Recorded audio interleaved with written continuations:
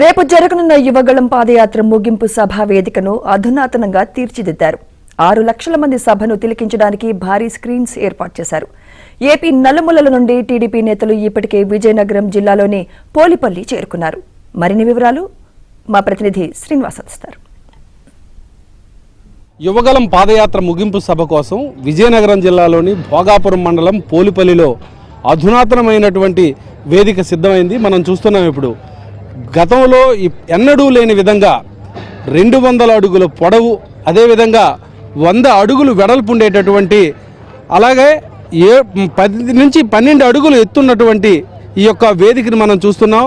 ఇది చాలా భారీ వేదిక. గతంలో ఏ రాజకీయ పార్టీ కూడా ఆంధ్రప్రదేశ్లో ఈ తరహా వేదిక నిర్మాణం జరగలేదని దీనికి సంబంధించినటువంటి సుమారు 300 మంది టెక్నీషియన్స్ చెప్తా ఉన్నారు.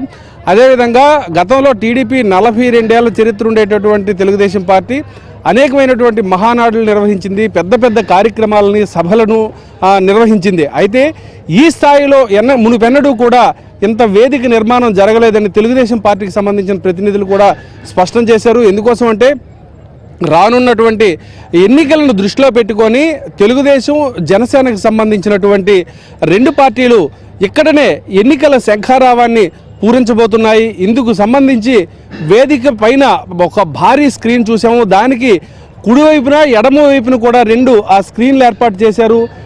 12 అడుగుల స్టేజ్ కింద భాగంలో కూడా మరో 2 స్క్రీన్లు ఏర్పాటు చేయడం జరిగింది.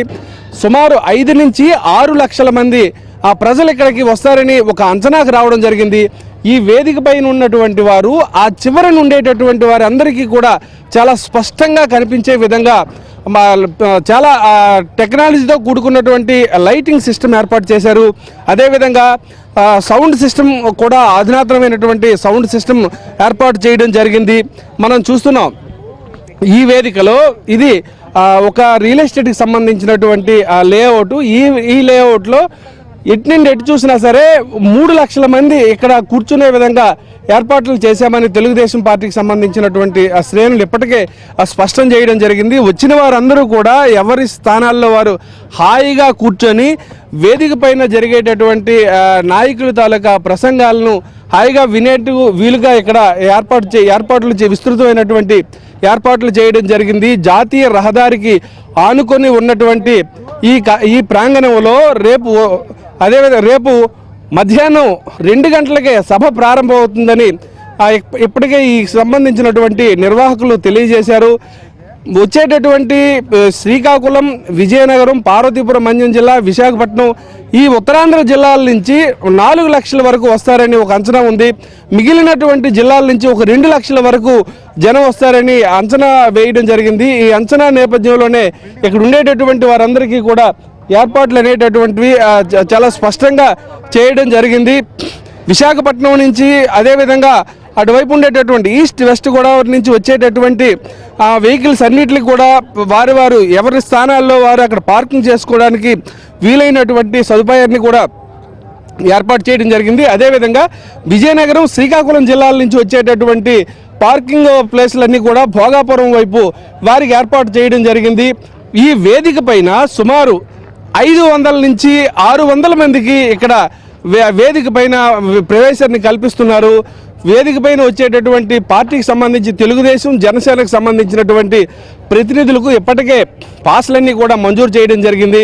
ఇక్కడ లోకేష్ తన అనుభవాలను ఏ విధంగా ఈ వేదిక పైన ప్రజలందరికీ వివరిస్తారనేటటువంటిది కూడా ఆసక్తి నెలకొంది.